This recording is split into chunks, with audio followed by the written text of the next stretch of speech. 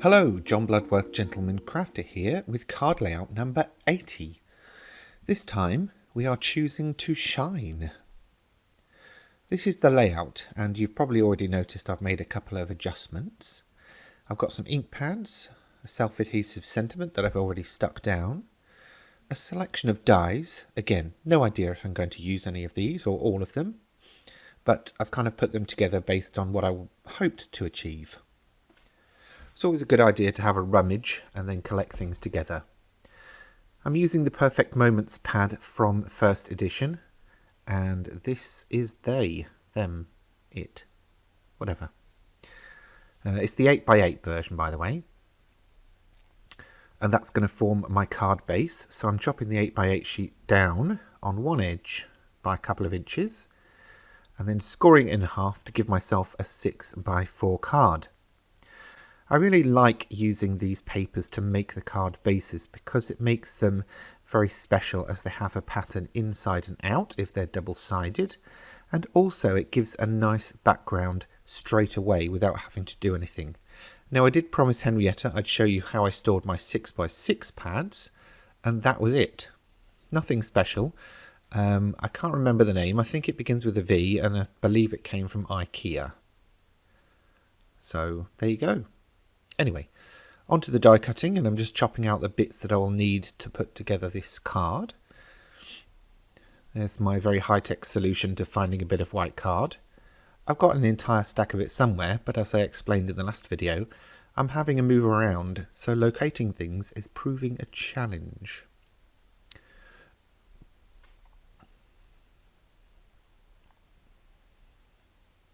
I've got the new lights up though. Not sure if it's made a difference to the videos or not, but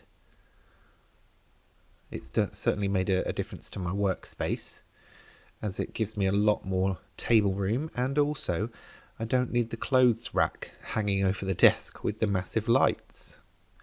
I'll try and remembering to include a photo once I've got it all sorted in the next, well, not in the next video, but in a future video, in case you're interested, where I work and where I do all this stuff.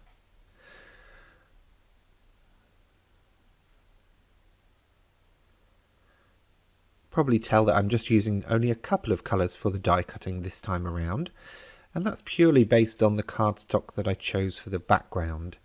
And I just thought having that sort of very not monotone, what's the word, shades of the same colour works really well if you often struggle for colour coordination. Just basically choose your colour based on the background and then just get different shades of it. So deeper, darker, richer, or lighter pastel.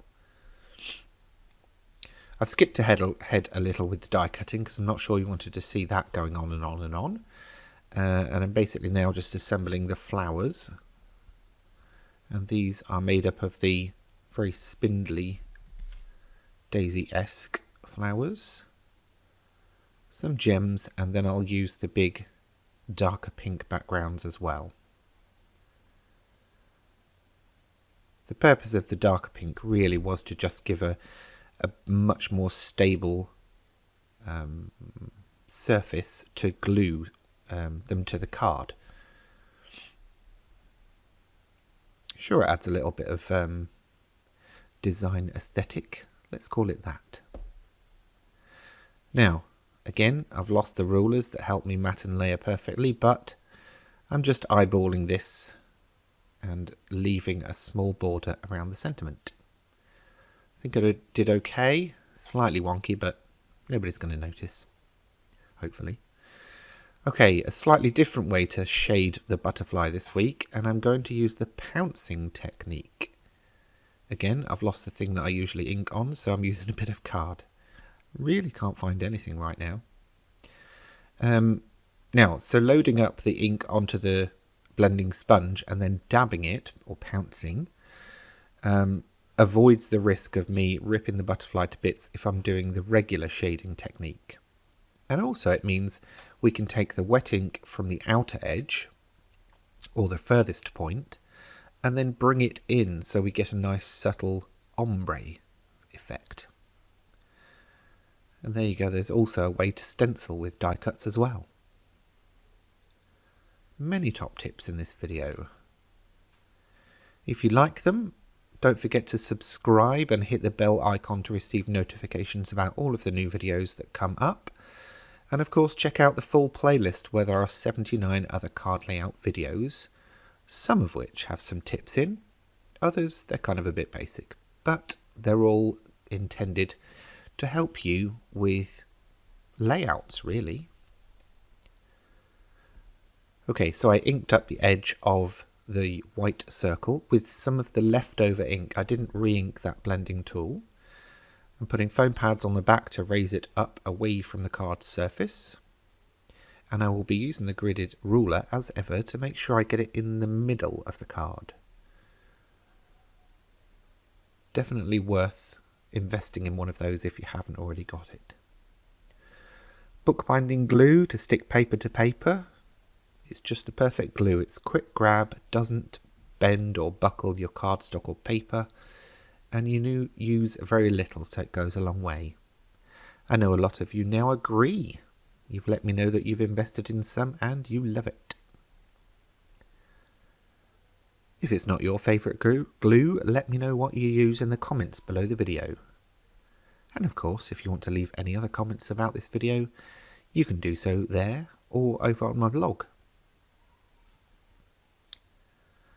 Okay, so for the central flower, again I'm raising it even further from the card.